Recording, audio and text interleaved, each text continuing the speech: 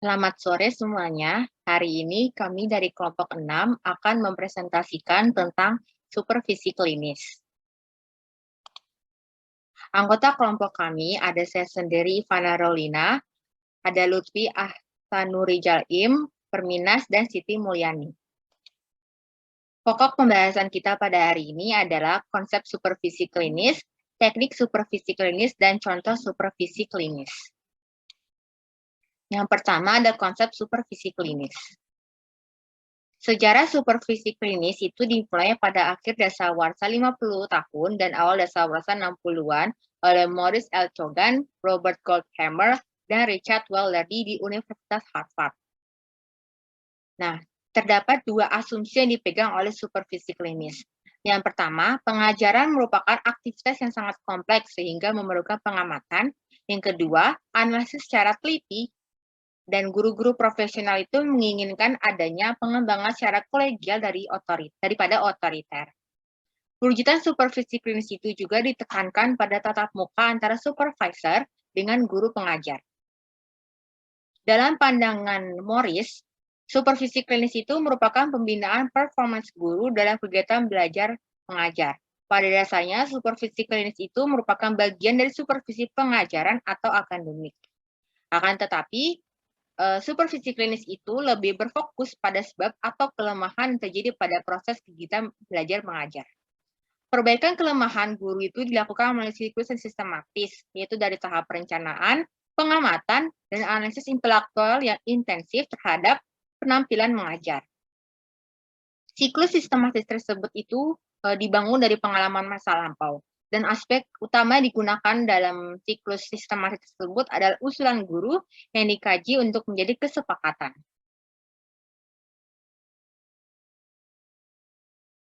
Secara kesimpulannya, jadi ada 3 konsep supervisi klinis, yaitu pertama, dilaksanakan dalam suasana demokratis, interaktif, dan harmonis.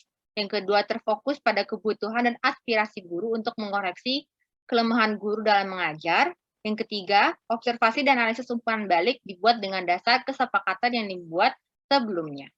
Dan konsep supervisi klinis ini juga terinspirasi dari kegiatan dokter yang memeriksa pasiennya. Jadi misalnya nih, kalau kita sakit, pasti kita ke dokter. Nah, terus nanti dokternya tuh tanya apa yang dirasakan, gejalanya, sejak kapan gejalanya dirasakan. Nah, dari jawaban pasien tersebut, dokter tersebut akan menganalisis dan akan memberikan resep obat yang sesuai.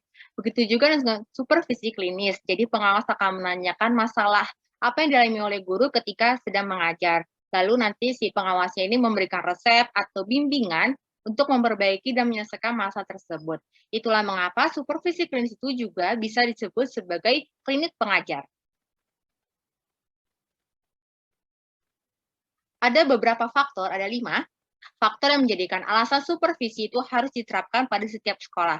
Yang pertama, tidak ada feedback dari orang kompeten yang telah memenuhi standar kompetensi dan kode etik.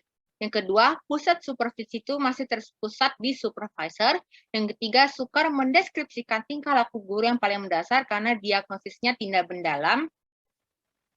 Yang keempat, umpan balik berupa arahan yang mengedepankan power dan hanya menyentuh permukaan saja. Yang terakhir, kejenuhan profesional.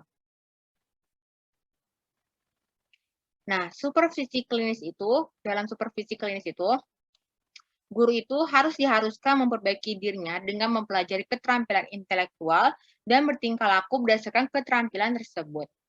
Nah, supervisi klinis itu juga tidak hanya tentang guru, tetapi juga pengawas. Dari beberapa tugas pengawas dapat disaring ada beberapa tugas pengawas yang termasuk dalam lingkup supervisi klinis. Yang pertama itu adalah menyediakan suatu balikan objektif dari kegiatan guru yang baru saja dilaksanakan. Yang kedua, mendiagnosis, memecahkan atau membantu memecahkan masalah mengajar.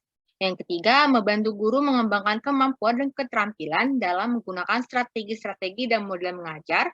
Yang keempat, sebagai dasar untuk menilai guru dalam kemajuan pendidikan, promosi, jabatan, atau pekerjaan mereka. Yang kelima, membantu guru mengembangkan sikap positif terhadap pengembangan diri secara terus-menerus dalam karir dan profesi mereka secara mandiri.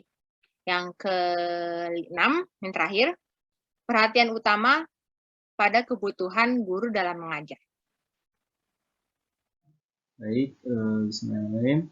Saya akan melanjutkan materi sebelumnya. Nah, jadi pada dasarnya supervisi klinis ini merupakan pembinaan yang bisa secara rasional dan praktis untuk peningkatan performansi guru dalam mengelola proses belajar mengajar. Nah, desain atau pelaksanaan supervisi klinis ini dilakukan menurut analisis data dari kegiatan-kegiatan dalam proses pembelajaran. Nah, jadi sama halnya kayak dokter yang mendiagnosa pasiennya menderita penyakit apa dan menemukan obat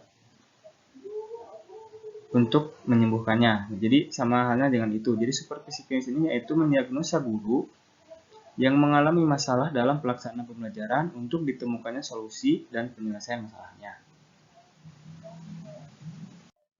Nah, selanjutnya supervisi ini merupakan upaya untuk mendorong, mengatur, dan membimbing secara kontinu pada perkembangan guru-guru di sekolah, baik secara perorangan maupun secara kolektif, agar lebih mengerti dan lebih efektif dalam mewujudkan seluruh fungsi pengajaran.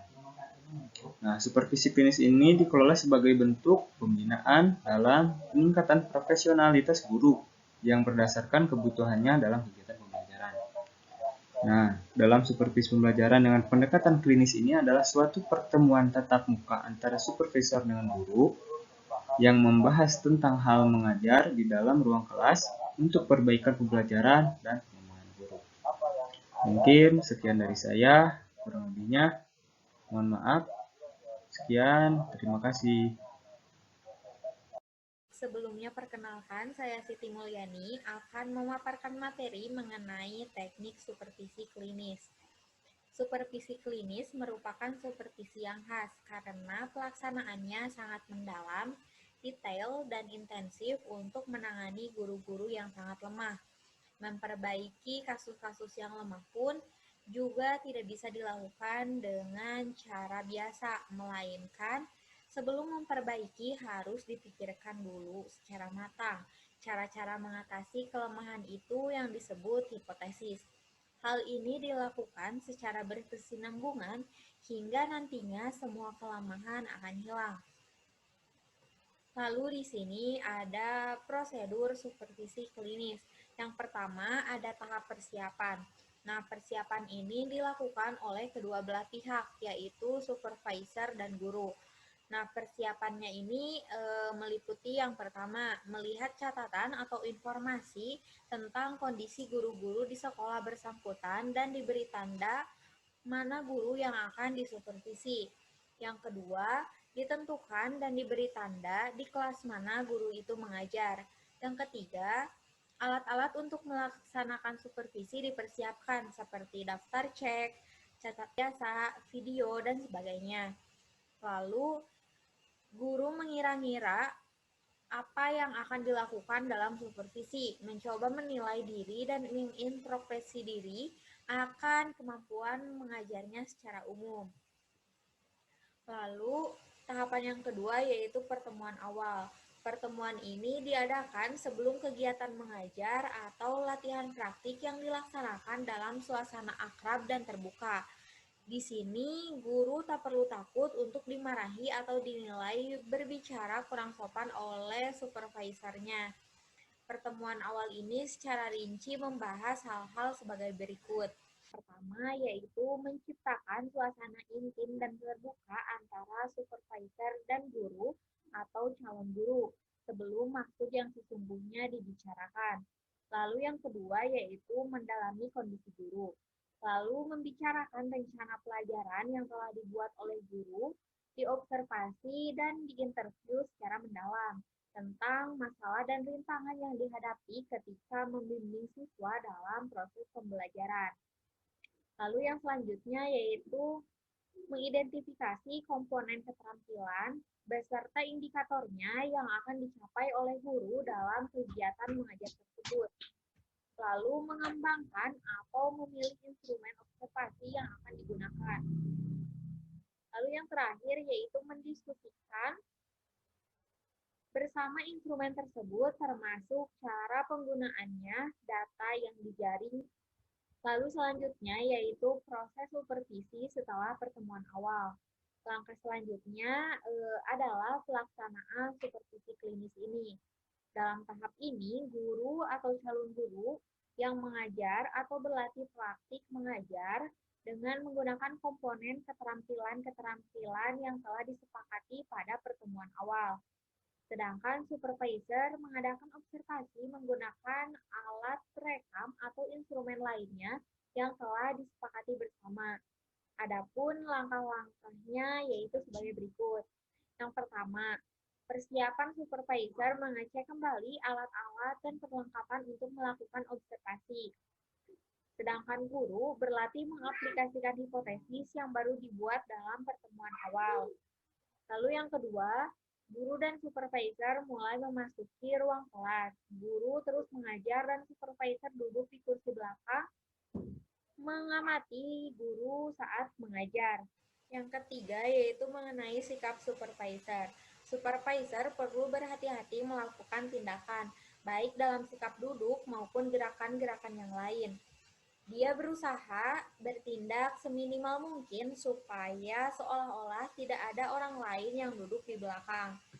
Lalu yang selanjutnya yaitu cara mengamati supervisor mengobservasi secara mendetail tentang gerak-gerik guru yang bertalian dengan kelemahan guru yang sedang diperbaiki. Hasil tersebut dicatat serta diteliti dalam catatan observasi. Lalu selanjutnya yaitu memasang video atau tip. Pemakaian media ini sangat baik agar nantinya bisa diputar ulang dalam pertemuan balikan. Namun perlu diupayakan cara pemasangan video ini jangan sampai diketahui oleh para siswa. Lalu yang terakhir yaitu mengakhiri supervisi pada saat sudah selesai mengajar, guru menutup pelajaran dan kemudian mempersilahkan para siswa keluar ruangan kelas. Guru dan supervisor pun juga keluar kelas setelah sebelumnya mengambil alat-alat yang dipakai untuk observasi. Lalu yang terakhir yaitu tahap pertemuan akhir atau balikan. Berbeda dengan pertemuan awal yang dapat dilangsungkan beberapa jam, sehari atau lebih awal sebelum kegiatan mengajar berlangsung, pertemuan akhir harus segera dilangsungkan sesudah kegiatan belajar selesai. Pertemuan akhir ini merupakan diskusi umpan balik antara supervisor dengan guru yang dilaksanakan dengan suasana akrab dan terbuka, tanpa ada rasa menilai dan mengadili. Adapun hal-hal yang harus diperhatikan dalam pertemuan akhir ini meliputi yang pertama, sikap supervisor. Supervisor ini hendaknya sopan, ramah, dan menghargai guru yang diajak diskusi, menjadi pendengar yang baik dan memberi kesempatan pada guru dalam merefleksikan dirinya. Jika ada hal yang tak sependapat dengan guru, supervisor hendak tidak langsung mengatakan tidak, melainkan lewat pertanyaan-pertanyaan pancingan sebagai respon atas pendapat guru. Yang kedua yaitu mengenai refleksi guru. Guru diberi kesempatan untuk mengemukakan pendapatnya tentang perilakunya sebagai pengajar dan pendidik di dalam kelas, khususnya terkait hal yang harus dia perbaiki. Hasil refleksi ini dikemukakan dan diakhiri dengan membahas hasil hipotesis yang telah dijalankan.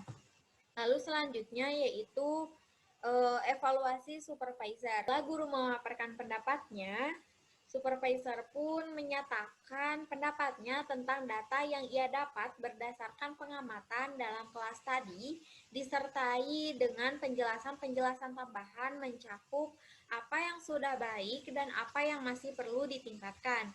Semua hasil disampaikan dengan tetap bersikap netral dan apa adanya. Lalu selanjutnya yaitu diskusi bersama.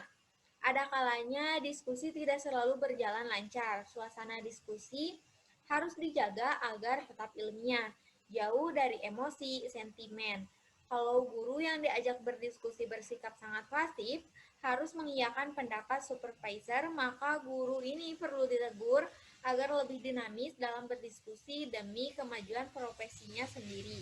Lalu selanjutnya yaitu kesepakatan inti. Kesepakatan inti ini adalah berkaitan dengan hipotesis yang diterapkan dalam proses pembelajaran tadi.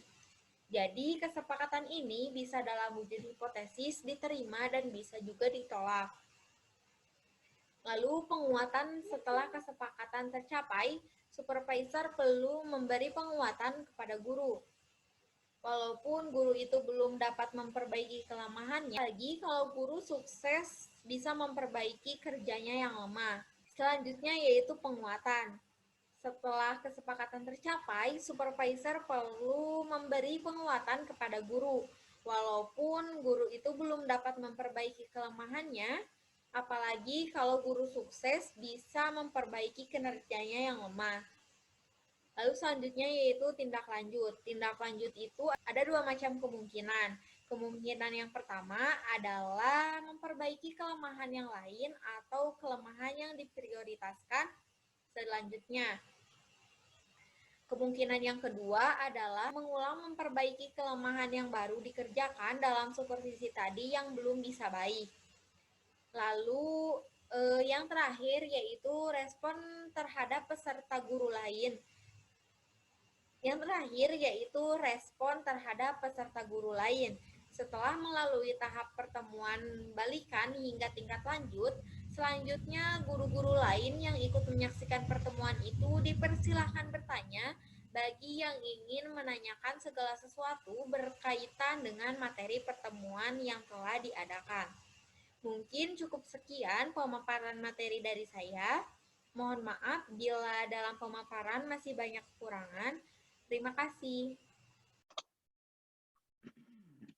Materi selanjutnya ada contoh supervisi klinis. Dalam melakukan supervisi, kepala sekolah akan melakukan dialog atau diskusi dengan guru terkait dengan kelemahan guru. Contoh kelemahan guru ada kurang menguasai bahan ajar sehingga perilaku guru dalam melaksanakan pembelajaran kurang percaya diri, lalu kurang menguasai kelas sehingga siswa kurang terkendali dalam kegiatan belajarnya. Kurang terampil dalam berbicara sehingga siswa kurang terkendali dalam kegiatan belajarnya dan menampilkan sosok yang kurang simpatik sehingga suasana belajar kurang menarik siswa. Supervisi klinis ini berkepentingan dengan upaya untuk memperbaiki kekurangan guru tersebut.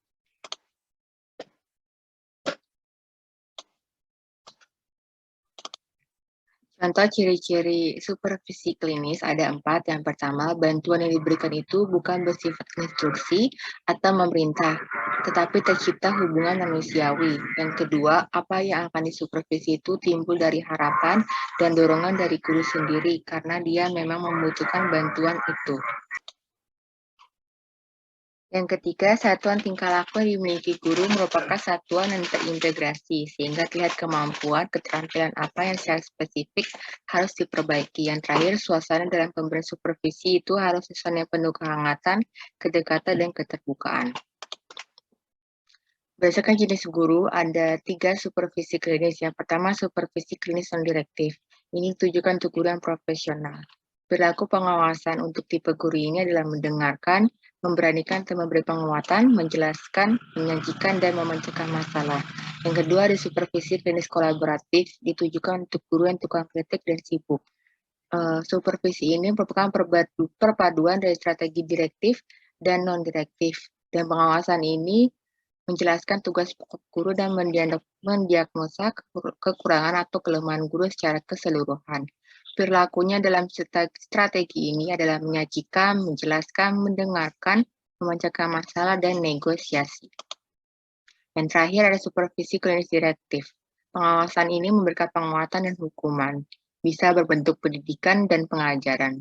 Perilaku supervisor dalam strategi ini adalah menjelaskan, menyajikan, mengarahkan, memberi contoh, menetapkan tolak ukur, dan menguatkan.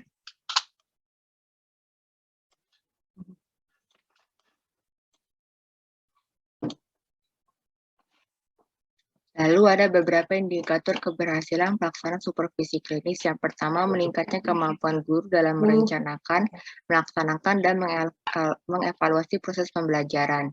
Yang kedua, kualitas pembelajaran yang dilaksanakan oleh guru akan menjadi lebih baik sehingga diharapkan berpengaruh terhadap kualitas hasil belajar yang dicapai siswa. Dan yang terakhir adalah terjalin hubungan kolegial antara kepala sekolah dengan guru dalam memecahkan masalah pembelajaran dan tugas-tugas profesionalnya. Indikator tersebut hakikatnya merupakan salah satu ciri dari meningkatnya mutu pendidikan di sekolah. Oleh karena itu, supervisi klinis ini merupakan bagian penting dari upaya meningkatkan kinerja sekolah, khususnya melalui perbaikan proses belajar. Dalam konteks inilah, kepala sekolah perlu melaksanakan supervisi klinis sebagai bahan dari supervisi akademik. Ada beberapa alasan mengapa supervisi klinis itu perlu dilaksanakan. Ada beberapa aspek yang menentukannya. Pertama ada kualitas proses pembelajaran, profesionalisme guru, tanggung jawab kepala sekolah, dan peningkatan mutu pendidikan. Sekian pemaparan materi dari kelompok 6 tentang supervisi klinis. Terima kasih. Lalu untuk lembar kerja akan berbentuk format seperti ini. Tugasnya adalah mengisi kolom yang ada untuk kayak nama guru, NIP, kelasnya itu bebas. Dan untuk objek guru yang akan disupervisi itu bisa dari pas sekolah atau guru di sekolah adik atau kakak kalian.